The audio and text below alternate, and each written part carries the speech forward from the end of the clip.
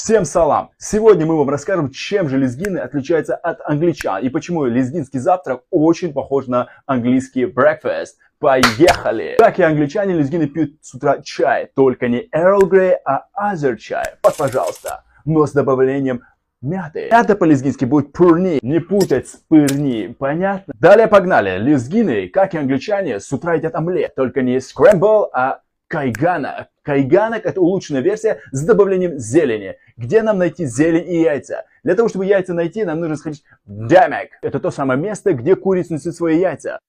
Немного поискали и нашли куриные яйца.